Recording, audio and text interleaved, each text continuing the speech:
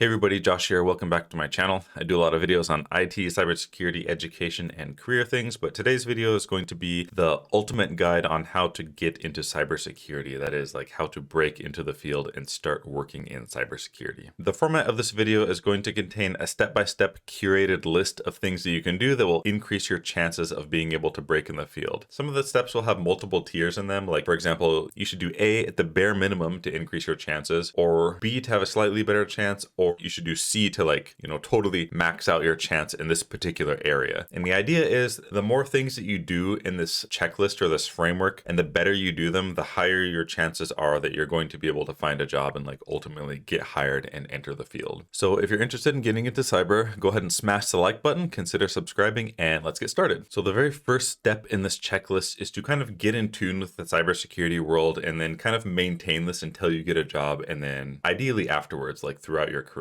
And how I do this, I personally recommend using podcasts and Twitter. So as far as podcasts go, I would kind of recommend two particular podcasts that you should subscribe to and kind of listen to. The first one is just being like basic news podcast, which is the Cyberwire. It's like a really highly produced, well-organized team of people. The main guy's name is Dave Bittner, and they do it's called the Cyberwire Daily, and they do daily news about cybersecurity events that happen all over the world. And it's really good to listen to this because it kind of will get you in tune with the world of cybersecurity. And the more you listen to it, it's kind of like hanging around security people all day because they're using a lot of security and industry jargon and talking about all these different things like APTs and TTPs and IOCs and all these kind of strange security words. And they talk about all kinds of news and stuff that's happening around the world. And it kind of subconsciously will improve your cybersecurity vernacular and give you things to talk about when you actually get to the interviewing phase. It will kind of get you in tune with the industry and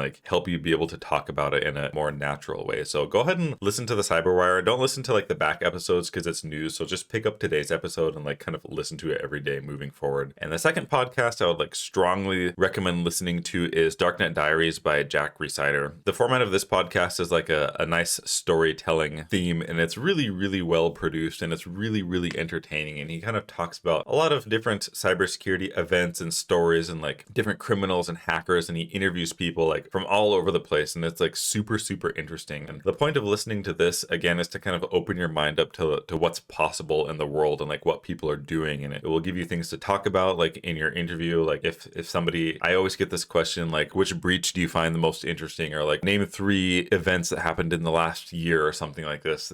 This podcast and the Cyberwire will both really help with this as well. And the third kind of thing I would recommend is find some good accounts to follow on Twitter. I might recommend Huntress Labs, to be honest, and maybe the Hacker News or something like this. There's a whole bunch of other ones, but those are the ones that I would recommend. And the kind of point to this is a lot of the times stuff will come out on Twitter really fast, before anything else, before Cyberwire or before someone says anything about it on YouTube. It tends to come out on Twitter really fast. So remember how I said in the beginning, each one of these steps, some of them will have different tiers in them. So I would say for this step, tier 1 would just be picking one of the 3. I would recommend if you just pick any one of those. I might recommend Darknet Diaries because it's the most interesting and you can learn a lot. If you want to be tier 2 to kind of make this step even better, I would do Darknet Diaries and the Cyberwire because they're really easy to digest and you can kind of just passively listen to them. And if you want to be hardcore tier 3 in this step, just do all 3. Pick some nice Twitter accounts to follow, Huntress Labs, the Hacker News, listen to Darknet Diaries, and listen to the Cyberwire as well, so you can really get kind of engulfed in the cybersecurity world. So yeah, that is step 1. Get in tune with the industry, and ideally you want to maintain these things at least until you get a job. But ideally after you start working, at least maintain one of these things so you can kind of stay in the loop, if that makes sense. And step 2 of the checklist is to get yourself some basic computing and security knowledge along with some basic programming skill. Getting into cybersecurity is a little bit tough because cybersecurity is kind of a subset of IT, and to really understand a lot of the security concepts, you have to have an okay understanding, a foundational understanding of information technology, like especially networks. So in this step, I recommend getting a basic understanding of computing as well as a basic understanding of how to program. And there's a lot of different ways to kind of go about doing this. But what I would personally recommend is not necessarily taking the certificates, but the CompTIA A+, Network Plus, and Security Plus curriculum itself is like really good. Like if you understand those, like if you understand the topics in these exams, at least it will give you like a really decent foundation for jumping more directly into security. Especially Security Plus, like anyone kind of working in the security field, I would pretty much expect them to know like most of what's on the Security Plus exam. I'll put some resources in the description, so check those out for the CompTIA A+, Network Plus, and Security Plus curriculum. And for programming languages, I would strongly recommend you learn at least the basics of a programming language if you don't know how to program already. Avoiding programming in IT or security or any tech field in general is you're really doing a disservice to yourself. So I'd recommend like embracing it. Like learn Python at least. Code with Mosh has a really good free Python course on YouTube. I'll put a link to that in the description as well. Just go through that course. Make sure you like don't try to memorize everything in it. Of course, it's, you know, that's impossible. Like no one memorizes anything when they're coding, but just go through the course, and then when you're done, try to build a really basic program, like a really basic port scanner or something like this. Like write the code for it, publish it to GitHub, and then, you know, ultimately put that on your resume. And at the end of this list, I'm gonna give like a link. I'm gonna show you what a resume might look like after somebody like goes through and implements this whole list. So this kind of section in the list or framework is gonna have two tiers. Basically, the first tier is you just kind of learn the A+, Network Plus, and Security Plus curriculum, but you don't necessarily take the exam, and then you learn Python. But you must make a simple project with Python to put on your resume and put in your GitHub. And then the second tier would be getting one or more of the certs in conjunction with learning Python and then putting a project on your resume. I would recommend, if you're going to get any of those certs, I would recommend getting Security Plus. There's like no need to really get all of them, to be honest. So tier 1, just learn the curriculum from those 3 exams and then do Python project. Tier 2, learn the curriculum from those 3 exams, get Security Plus, build an app in Python, publish it to your GitHub. Also, I want to mention, I made this video on the truth about programming where I kind of talk about programming a little bit, and the whole point of this video is to kind of like bring that intimidation factor down, because a lot of people think programming is like harder than it is, or you need to be like some kind of super genius. Absolutely don't. So if you're one of those people who's like kind of, you know, shying away from programming, or you feel you don't want to do it, just watch this video. It's pretty short. Put it on 2x. It might like, you know, change your career essentially. So I'm just trying to say that you should really embrace programming. You don't have to be like a developer or anything, but you should, you know, try to incorporate that into your skill set. It's really important, and it will really give you an edge over a lot of candidates. So step 3 of the process is to gain a security specific credential and then gain some hands-on security experience for yourself. That is, do something to make some experience for yourself. So now that you have like a foundational understanding of basic computing, networking, and security from the previous step, now is the time to kind of dive a little bit deeper into security, get some skills, and kind of put them to practice by yourself. There's a lot of different ways to do this because there's a lot of different areas of security, like, you know, compliance and audit and those risk and those kind of boring things. No, I'm just kidding. I shouldn't say that, but there's a lot of different areas of security. But kind of what I would recommend when you're kind of getting some skill and experience for yourself, I would recommend going with like an offensive security route, which I'll elaborate on a little bit here in a second. But the reason why I would practice offensive security early on is it gives you like a really good idea of how to defend stuff, and it gives you a good intuition of why a lot of security controls are important, and like why things like patching is important, and why it's important to use hardware and software that's not been deprecated. And it gives you like a really good understanding of like what people will do to like get into your network or get into like corporate or government networks. If you're the one attacking, like you're grasping at like any possible straw that you can to like compromise a system or like get into it one way or another. And it really helps you to like realize like why it's important to defend well and check all the security boxes and all of these good things. So I think it's really important to kind of learn how to attack early on. So what I would recommend for this step is to get the EJPT certification. That was originally the eLearn Security's Junior Penetration Tester certification. But the actual training for it is absolutely free now, and it's offered by INE. So I'll put a link in the description for this. So I would recommend kind of working through this whole course and then ultimately getting the EJPT certification. After getting the certification, there's a bunch of different things things that you can do to kind of make experience for yourself from here. Some things you could do are some capture the flags, like ctftime.org, or you can even go to Hack the Box and do some of the modules there. Like I know they have some like web application pen testing modules or OSINT modules or Active Directory modules. Just kind of pick a few of those that are interesting to you and like go through them and like kind of go hard on them and learn what you can. And you can kind of supplement your learning by publishing blogs or like publishing like some kind of walkthrough for an attack that you learned or something like this. You can publish it to like a Medium blog, or you can make a YouTube video about it or something like this, but just get some hands-on experience through Capture the Flags or Hack the Box or something like this. You know, document what you do, put it on your resume, and go from there. This step can have multiple tiers.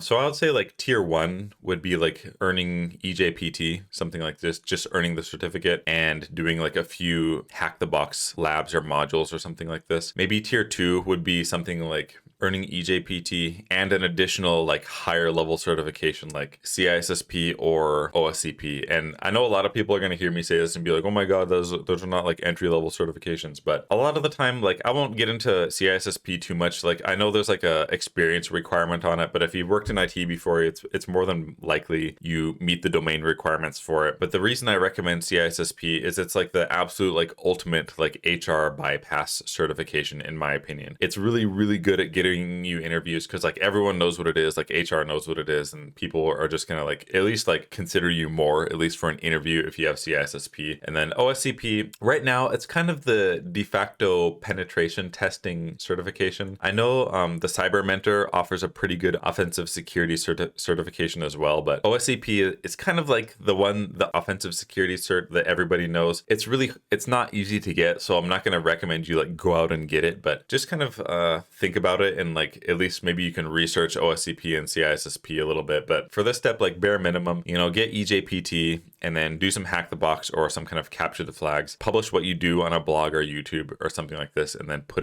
that experience in your resume. And again, I'm going to show a kind of sample resume at the end of this list. So step 4 of the process is to get your resume and LinkedIn squared away. So basically you're going to take all the things you've done in the last 3 steps and kind of put them on your resume in a way that makes sense, that kind of accurately conveys like the knowledge and the experience you've gained. Again, I'm going to kind of show a sample resume at the end and like leave a link to some sample resumes in the description, but you just want to make sure your resume is as good as it can possibly be. Don't leave anything out and you should be good to go. Also at this point, I would make sure your LinkedIn is as up to date as possible and start making as many connections as you can on LinkedIn. Like don't do like 200 in a day or something and get flagged by their like anti-spam thing, but just kind of network, like maybe in your area or people who are doing certain jobs that you want to do that you find on LinkedIn. You don't have to know them or anything, but just kind of make connections and follow them, follow other people in the industry, like maybe, Robert M. Lee and like those kind of influencer, like famous type people. Just go through and follow people, make connections on LinkedIn, fill out your LinkedIn 100%, and at least fill out one other job site, like maybe like Indeed or something, get a profile on there and make sure everything is like really up to date and good to go. So at this point, your resume should look something like this. Maybe you have a little bit more experience on there from whatever you did beforehand, but this is a pretty good idea of what it will look like. So the next step 5, is to start applying for jobs. If you don't already have IT experience, I usually recommend people, like when they really want to get into cyber, but they don't have IT experience yet, I recommend people to apply to both like IT jobs and like whatever cybersecurity jobs that they can find. Don't hold back like too much on applying to certain jobs. Like if you see something that's like senior or mid-level and you're new to the field and maybe you meet only like 25% of the requirement, I would apply to it anyway. And watch this video in particular. I kind of do a deep dive on like why you should just like apply to most things, because if I'm going to summarize it, like it's okay if you don't meet 100% of the job requirements. If you're the type of person that it's demonstrable from your resume and from your interview that you're the type of person that can learn and do things on your own, people are more likely to like take you and like put you into like a mid or even senior level position, depending on like your past experience and like what's on your resume. So don't be afraid to apply to jobs that you think are like too good for you, because they're probably not, honestly. Like another thing you can do is consider even like getting a remote job, or even consider moving to like a new city or a new state, at least for that initial job. Because if you think about it, if you live in like a medium-sized town in the Midwest or something, but you're actually like willing to work like anywhere in the US, there's like way more jobs open to you, and it like really like exponentially increases your chances of getting hired. You can always work there for like, 8 months or a year or something, and then when you get that experience, you can kind of apply to a new job. So, if you're brand new, apply to both IT and security. And if you get like an IT job, consider taking it, because a lot of IT jobs have, well, all IT jobs, I guess I could say, like have a security component to them. And it's a lot easier to move from IT into security than going like straight into security with no IT experience. So just kind of keep that in mind. For example, like maybe it takes you like 8 months to find a security job, but it takes you like 2 months only to find an IT job. In my opinion, it's better to like start working in IT and kind of get that experience, and then kind of getting money at the same time and like learning things. And then once you're like in that job, you can always just start applying to like only security jobs like while you're working that IT job. So just consider like all of these things. And step 6 is going to be the interview preparation phase. During this step, try to get a hold of as many IT/cybersecurity interview questions that you can, and go on a walk or something with your phone and just practice reading them and then answering the questions to yourself out loud. Like this will help in a couple things. This will help in a couple ways. Obviously, if you read a bunch of questions, you can kind of look up the answers and like kind of gain that extra knowledge, I guess, going into the interview, which is good. But more importantly, it helps you get used to articulating yourself and like articulating answers to questions, because there's only like so many questions in existence, and humans are like really bad at entropy and like making new things and this type of thing. So a lot of questions get recycled, and the chances are you're going to get asked a question that you're like already previewed, and you don't have to think about it too much. You can just kind of answer and save that mental energy for something else. Also, it kind of helps you to learn how to answer questions that you don't know the answer to, because you can practice like answering questions that you don't know the answer to, like saying like, oh, I don't know this, but I know this, or I don't know how to do this yet, but I can learn and I can do this so far. And it kind of like, it's much better to say these kind of answers than just saying no or like I don't know. And I also made this series here where I ask a bunch of cybersecurity interview questions, and I answer them as naturally as I can. So you can check that out too and kind of get an idea for how you can answer different questions. And I found this video too. It's pretty good. I actually watched it because I was trying to find my video, and I found hers. I'll check that one out too. It just gives you like something to think about. So basically in this step, just try to go over as many practice interview questions as you can, so you can practice articulating your answers. And don't forget about those personality-based interview questions too. Try to hit those like pretty hard, just to get some practice in and anticipate what people might ask, and kind of practice answering and speaking to yourself so it's easy like once you actually go to do it. And the last step 7, is the networking step. And that's the networking with humans step. And I don't really like talking about this, because I know a lot of people don't like doing it, like including me, and I just don't do this at all for my jobs, and I've been able to be like totally fine. But this is like the most powerful step. If you have like a good network or you know somebody, you can just essentially like almost like throw the other steps away. Almost. You should do them anyway, so you can be like a better, cybersecurity professional. But this is the most powerful step. You can kind of do this by like, I suppose, like going on LinkedIn and kind of asking, like finding people who are working in the role that you want to work in, and offer to, buy them coffee or something like this if they'll jump on like a quick Zoom call with you and you ask them a few questions or something like this. You can always like send LinkedIn messages. I do this sometimes, actually, to be honest. I've done this before. Like I'll send a nice short polite message to someone, like asking them about their job, and like, or asking them for tips on how to get into the job that they're into, like something like this. Just be like really nice. Try to like meet people digitally if you can. Like I know it's funny, I said I don't really network, but recently I started talking to people on there, like after doing YouTube. But anyway, this step is really powerful. I guess you should do it. I don't really do it to get jobs. I haven't gotten a job from just like networking on purpose before. I've gotten jobs because I know people, because I've worked with them before, and like, they know me, and then I've gotten jobs subsequently from that. But knowing people is like really, really good and important. So if you have energy left after all the other steps, you can go ahead and try to do some networking, like on LinkedIn or something like this. You can probably find some Discord channels, but I don't really use Discord that much. I have my own Discord, but I don't like use it for networking. But yeah, those are the 7 steps. And if you implement these 7 steps as good as you possibly can, then it's only a matter of time before you get hired and start working. Like definitely working in IT, and